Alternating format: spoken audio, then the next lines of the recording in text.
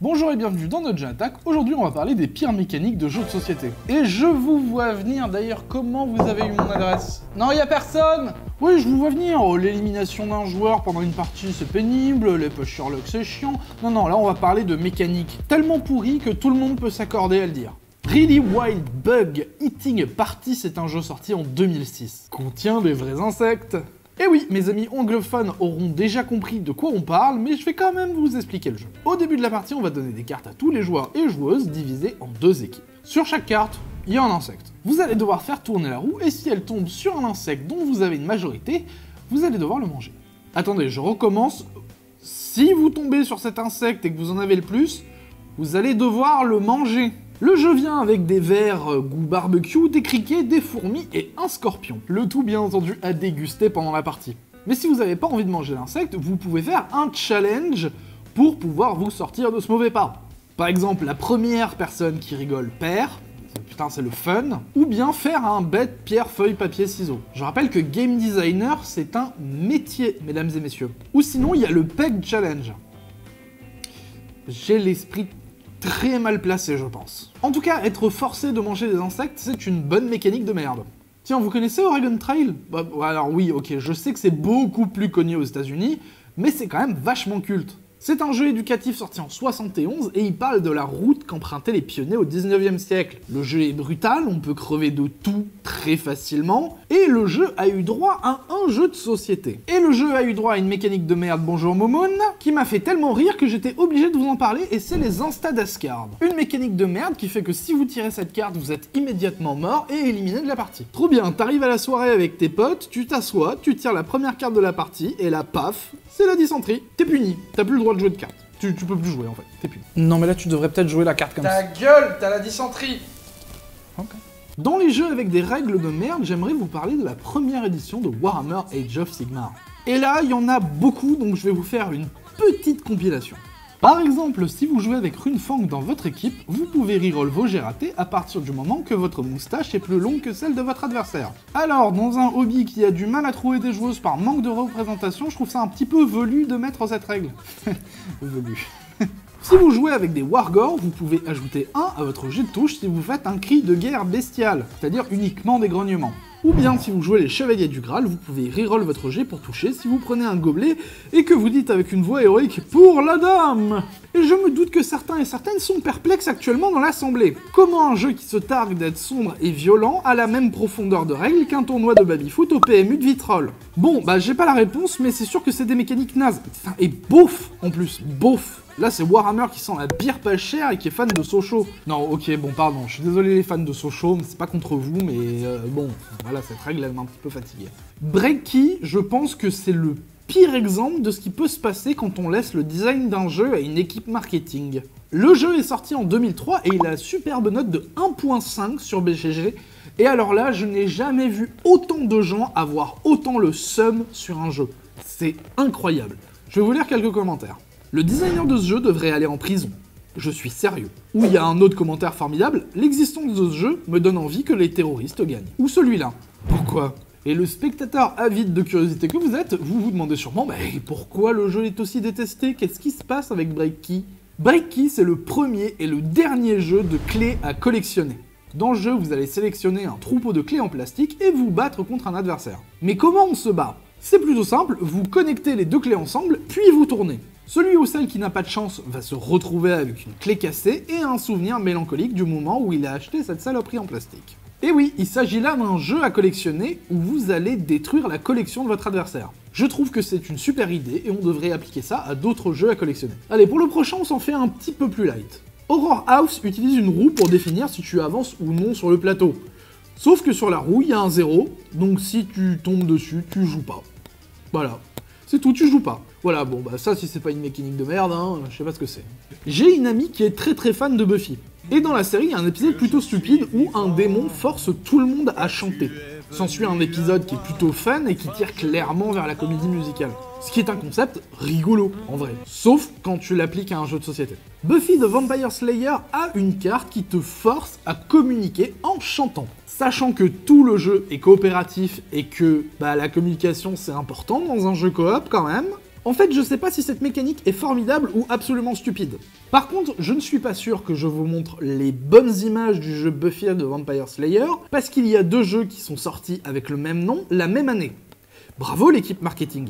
Bravo. Dans le jeu Betrayal at House on the Hill, il y a un scénario qui s'appelle Widow's Walk. Dedans, il y a une personne qui joue un traître parmi les joueurs et joueuses, sauf qu'il y a un petit effet rigolo, si n'importe quel joueur ou joueuse parle pendant la partie, et que ce n'est pas le traître, son personnage meurt. Et il est éliminé du jeu. Ah, super. Moi perso, je joue à des jeux de société pour pouvoir parler avec les gens avec qui je suis autour de la table. Imagine, franchement, tu tombes sur un MJ un petit peu psychopathe, t'éternues trop fort, ça y est, ton personnage est mort. Éliminer l'aspect social d'un jeu de société, je trouve que c'est jamais une bonne idée, même si certains jeux le font de manière assez intelligente. Et vous, par exemple, ça vous dérange de jouer à un jeu où vous n'avez pas le droit de communiquer du tout, ou vous vous en foutez? Scheherazade, c'est le nom d'une carte qui vient du jeu de cartes à collectionner Magic the Gathering. Et je parle tellement de Magic the Gathering en ce moment que Wizard of the Coast devrait franchement envoyer un chèque ou une petite boîte de booster. Hein. Wizard, vous m'appelez, on se règle ça. Bon, si je vous parle de cette carte, c'est pour son horrible mécanique. Quand vous jouez Scheherazade à Magic the Gathering, la partie que vous êtes en train de jouer de Magic the Gathering, vous la mettez de côté et vous commencez une nouvelle partie de Magic avec le reste des cartes de votre deck. Celui ou celle qui perd cette nouvelle partie de Magic the Gathering aura moins d'HP dans la partie principale de Magic the Gathering. En fait, quand on a fini l'autre, on revient à la principale. Et si vous ne trouvez pas que c'est une horrible mécanique, je ne sais pas quoi vous dire. Enfin, si, je sais exactement quoi vous dire. C'est que avant que cette carte soit bannie, on pouvait l'aligner 4 fois dans un deck. Donc il y a un monde où vous pourriez être en train de jouer une partie auxiliaire à votre partie principale, puis à une autre partie auxiliaire. En fait, je pense que le but de ce deck n'est pas de gagner la partie, mais de regarder à partir de combien de Scheherazade jouées on se fait casser la gueule par son adversaire. Et j'ai un petit peu vérifié l'état de bannissement de la carte, et je suis plutôt triste parce qu'elle est bannie absolument partout, que ce soit en Vintage, en Legacy, ou bien en Commander. Parce que j'aurais adoré faire péter une pile à quelqu'un en tournoi avec un deck Scheherazade, parce que je suis un vilain petit gobelin, je crois. Flushing Frenzy, c'est un jeu sorti en 2018. Mes amis anglophones, vous êtes déjà interloqués, mais pour les autres, ça parle de quoi? Laissez-moi vous introduire au monde formidable des jeux sur le caca. Dans Flushing Frenzy, vous allez devoir déboucher les toilettes, puis ensuite attraper l'excrément qui saute du siège des toilettes. C'est un jeu où la mécanique principale est d'attraper une merde. Et en fait, ça c'est une mode plutôt récente, les jeux de société sur le caca. Il y en a eu plein, bon alors déjà un c'était trop, je vous l'accorde, mais il y en a eu vraiment beaucoup. Je vous donne mes favoris. Catane, une parodie de Catan, où le but est de faire la plus grosse crotte. Ou sinon, Don't Step on It, un espèce de jeu où vous avez un bandeau sur les yeux, face à un faux tapis d'herbe, et vous devez marcher sur le tapis en évitant les fausses crottes de chiens. Ce qui m'amène à une découverte formidable, BGG a une catégorie spéciale pour ce type de jeu. Et alors, c'est un peu étrange, mais j'ai eu beau fouiller la catégorie, j'ai pas vu Villainous dedans. Oh, ça va, c'est une blague, c'est une blague. Ça fait un moment que Hasbro il tente des trucs un petit peu chelous avec le Monopoly. J'ai d'ailleurs une vidéo qui devrait arriver sur les pires versions de ce jeu, mais aujourd'hui on va parler d'un type très précis, et c'est Miss Monopoly. Sorti en 2019, il tente de rendre hommage à toutes les femmes inventrices et qui sont dans l'entrepreneuriat. Tiens, c'est marrant Hasbro, mais vous vous souvenez du moment où en fait c'est un homme qui avait volé le jeu de base du Monopoly à une femme, et qu'ensuite vous l'avez édité? Pardon, excusez-moi, je range mon cynisme au placard. Bon, tu restes là. Mais vous vous demandez sûrement en quoi ce Monopoly-là a une mécanique de base pire que le Monopoly standard. Très bonne question, cher public. Laissez-moi vous en parler. Quand vous êtes une femme dans Miss Monopoly, vous gagnez plus d'argent que les hommes. C'est-à-dire que si vous êtes un homme, vous allez commencer la partie avec moins d'argent, et quand vous passez la case départ, vous gagnerez aussi moins d'argent. Formidable, une mécanique genrée dans un jeu de plateau. Les mécaniques genrées n'ont absolument pas leur place dans les jeux de plateau. Dans n'importe quel jeu de plateau. Et vous savez quoi?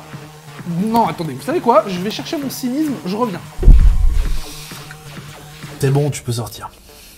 Hasbro a vraiment tenté de pousser le délire Girls Power, entrepreneuriat, machin truc, pour essayer de vendre son Monopoly à la con à des femmes. Et je trouve la démarche absolument épouvantable. Sachant que l'inclusion et l'égalité, Hasbro en général, ils en ont un peu rien à foutre. Et en fait, Miss Monopoly fait ce qu'on appelle du faux féminisme. En fait, c'est pas en faisant de la discrimination chelou que tu vas réussir à faire bouger les choses. Et surtout, c'est bizarre la façon de faire, c'est un espèce de gain de consolation en mode bah tu gagnes pas le même salaire que les hommes dans la vraie vie. Tiens, regarde, dans notre jeu, tu gagnes juste plus parce que t'es une femme, pas à cause d'acquis sociaux ou de compétences. Mais vous savez quoi, je me trouve pas hyper bien placé pour parler de féminisme, forcément. Donc en fait, je vais vous laisser un article de Ablaze dans la description qui parle de Miss Monopoly. En tout cas, ça en fait des mécaniques flinguées. Vous trouvez que c'est laquelle, la pire dans l'histoire? Moi, franchement, le truc où tu pètes ton jeu à collectionner, je trouve ça pas mal. Et bah, ce sera tout pour aujourd'hui. Si vous voulez me soutenir financièrement dans des projets un peu fous que j'ai pour la chaîne, n'hésitez pas à aller checker la page Ko-fi. Il y a aussi les souscriptions activées sur YouTube. Si vous voulez jouer avec nous à Tabletop Simulator ou juste discuter, il y a le Discord dans la description. Je vous fais des bisous, prenez soin de vous, et à une prochaine. Ciao!